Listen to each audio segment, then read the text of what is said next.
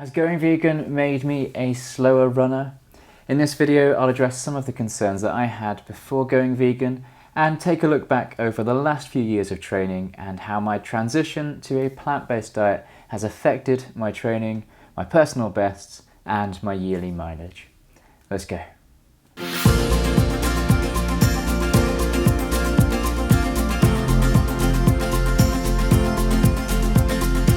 Hello and welcome back to the channel. So today I wanted to share with you my experience of running on a plant-based vegan diet and particularly whether or not it has affected my performance and training.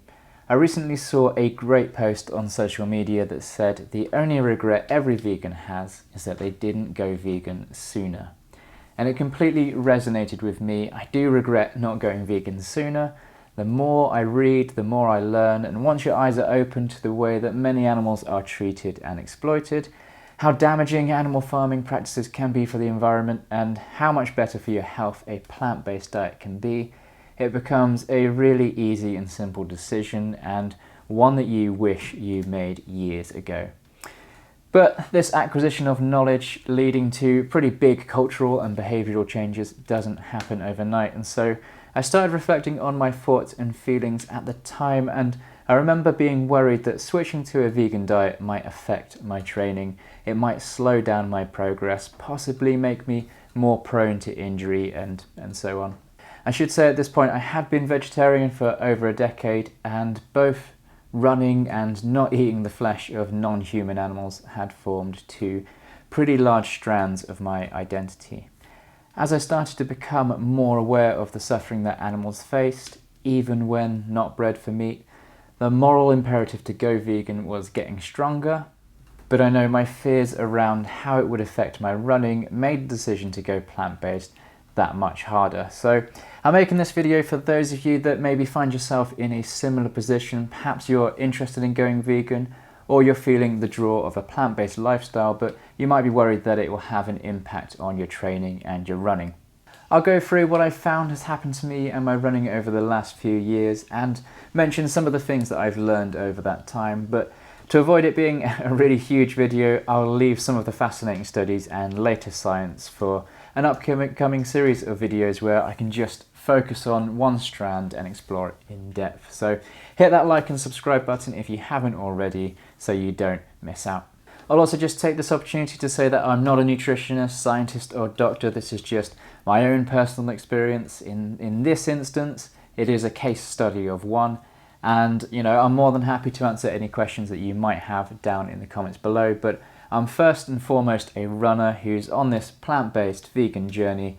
I read a lot, I think a lot, and I eat a lot, but that's about the extent of my qualifications. So if you're looking for more guidance on the nutritional side, and I highly recommend that you do, you can check out tons of resources on the web, but one pretty good, convincing resource that I found is the Plant Powered Doctor on YouTube, and some really fascinating interviews and informative content there. First up, I think it's important to address why I felt going vegan might affect my running in the first place, and on reflection it's very difficult to pin down exactly why I felt this way, and I think that's largely because there is a bunch of cultural misconceptions for one reason or another that a vegan diet is so strict that it's really hard to get sufficient quantities of nutrients for an athlete's body, leading to poor recovery and low energy levels and things like that.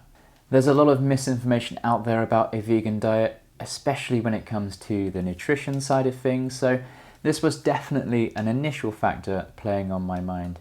I didn't know then that scientists were actually finding the reverse was true. A plant-based diet can reduce recovery time, and vegans report higher levels of energy than their omnivorous counterparts. It's fascinating how these misconceptions weave their way into the public consciousness when so much of it is untrue. So also a factor in delaying going plant-based was just change, and generally I think humans have a bit of an aversion to change. We like, we do what we do, and when something needs to change we have a tendency to try and avoid it as much as possible. Change can be scary, the fear of the unknown, and I think we're kind of hardwired to seek comfort as much as possible, and this definitely came into play with my decision to go vegan too. I was running well as a vegetarian. Over a couple of years, running had really taken off in a big way for me. My mileage was increasing, I was getting faster and fitter, even to the point where I was winning or on the podium in local races, something that I never imagined happening when I started running.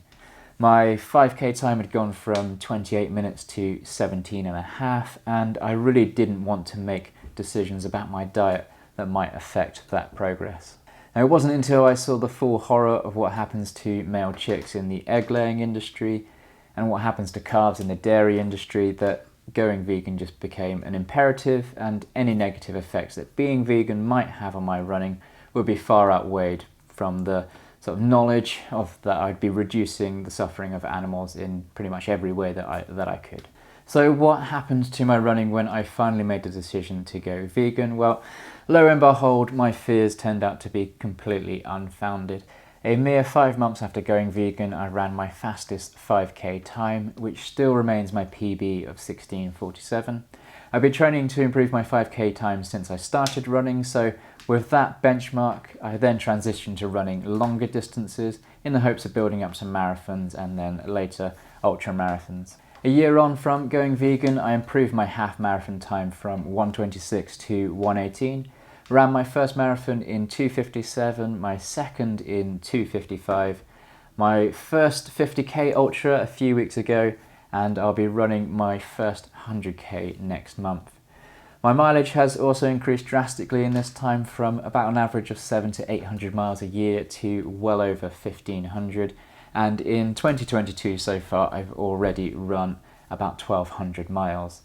In all the time I've been a vegan, I haven't had to take time off running due to injury either, something that had plagued my earlier running years. I'm now running 9 times a week with some double days, and believe the positive effects of a plant-based diet have helped greatly.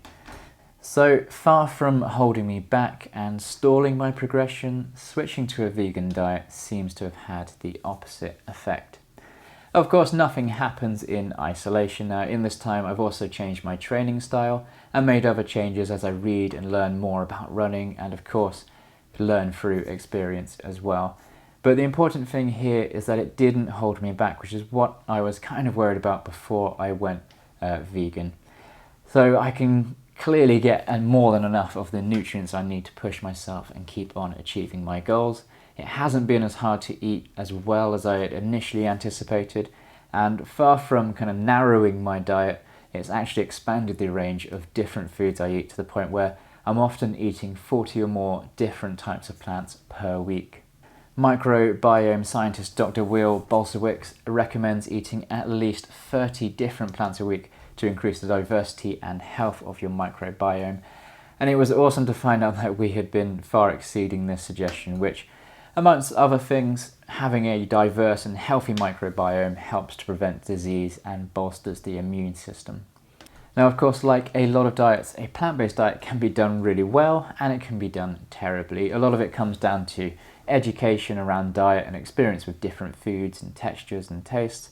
And as someone who had an extremely narrow diet as a child and teenager, I've had to go on this kind of huge personal journey of discovering new foods, educating myself a little about nutrition, and making sure that my diet is as optimal as it can be while still being able to enjoy the foods that I love.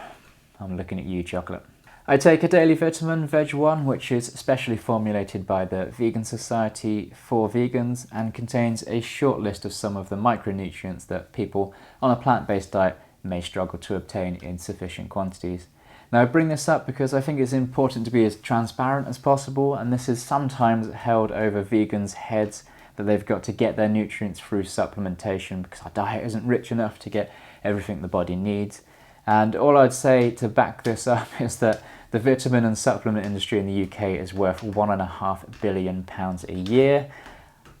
Most of us, before going vegan, will have taken multivitamins and all those kind of other supplements out there to optimize our diets and our health.